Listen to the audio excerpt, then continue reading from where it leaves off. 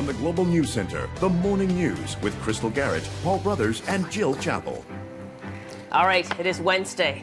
Storm day on the Morning News. We're all over it. The date is March 26th, but that's neither here nor there. The big story is the weather. To quote one of my heroes, Bob Cole, the legend, it's all happening. It's all happening. It is all happening, and School closures on the way. We'll get to that in just a bit. Lots of them. And it is starting.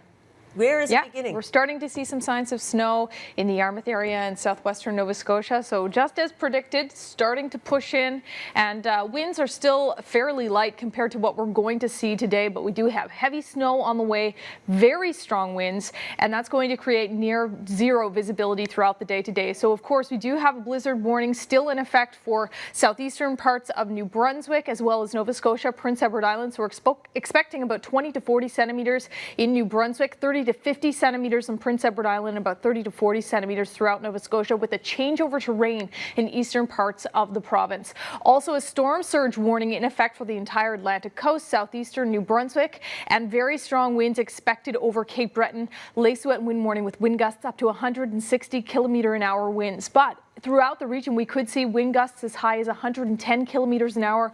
Higher than normal water levels are going to create a real potential for coastal flooding. So people are being warned to stay away from the beaches today, to stay off the roads if at all possible, and really just hunker down and get ready for this system. So as you can see, we're starting to see signs of snow in southwestern parts of Nova Scotia, some flurry activity this morning in southern New Brunswick, and very cloudy throughout the region at this hour. Temperatures ranging from minus 25 this morning in Edmundston up to -2, our warm spot in Yarmouth. We are seeing winds fairly light at this hour, about 10 to 30 kilometers an hour, with feel like temperatures a little bit cooler. So that is going to be an issue throughout the day with those very strong winds. We'll have more details on that coming up after the news with Crystal and Paul.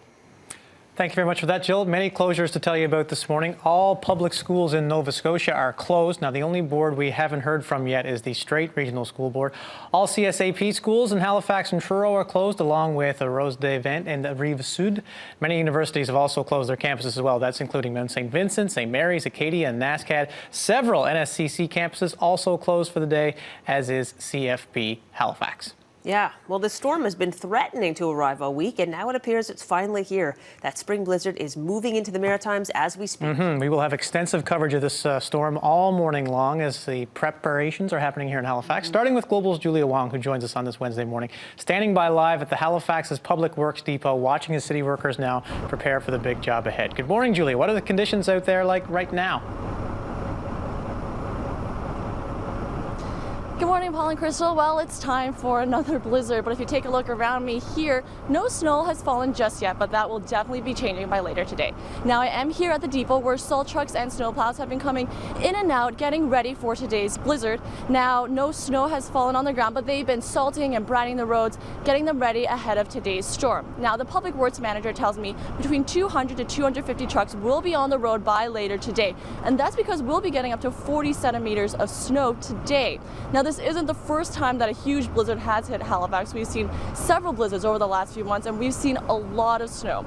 According to Environment Canada, the Halifax area has received more than 160 centimeters of snow this year alone. Now, that is a lot of snow. Historical records show that the most snow that's ever fallen on this day, that's March 26th, was back in 1997. That's when we received just a little bit more than 7 centimeters of snow. So a really big difference, considering we'll be getting more than 5 times that today. Now, we just want to tell you that if you are heading out onto the roads, motorists, please do take care, because once that snow does start to fall, there'll be very low visibility, so you want to be careful on the roads. Pedestrians as well, please do take note, because there will be strong winds. We do want everyone to stay safe and bundle up. Paul and Crystal? Now, we mentioned a lot of school closures and university closures as well. How is the storm impacting other services in the city, Julia? Well, we have heard about a lot of cancellations, a lot of meetings, particularly governmental meetings, have been canceled, have been postponed to next week, and we will have all that information that is on our live blogs if you want to check out our website, globalnews.ca/Halifax, for the latest information. Back to you. All right, thank you very much, Julia. That is Global's Julia Wong reporting live from Public Works on McIntosh Street right here in Halifax. Now, coming up at 7:30, we're going to talk with reporter Ben McDonald. He's going to be monitoring the traffic situation today. And as we mentioned, cancellations are rolling in across Halifax this morning. Yep, for a complete list of all the closures and cancellations, head to globalnews.ca/Halifax. Our live blog will be updated all morning long with the latest on the impact of the storm. And if you happen to have any storm photos, send them in to us. We really want to see what conditions are like where you live. So send them to Halifax at globalnews.ca. Now, the blizzard isn't the only storm brewing in Halifax. Some signs posted around the city earlier this week depicting women as shoplifters, child abusers, and prostitutes are causing quite a controversy. The slogan of the campaign is "Don't Be That Girl," and the group responsible is A Voice for Men. Now, the group says they're fighting the misconception that men are all rapists and put up the posters to show women can also be guilty of crimes. Police were alerted about the posters on Monday morning. This is a message that is clearly opposite to the type of messages that we are sending out. It's offensive. In some regards, it's obscene. And this is something that we do not condone in any way, shape, or form. Now, the posters seem to be a play on the police campaign called Don't Be That Guy. Police say the posters are not criminal, but they're pursuing legal action over the use of their logo. Other organizations are also objecting to the use of their logos without permission.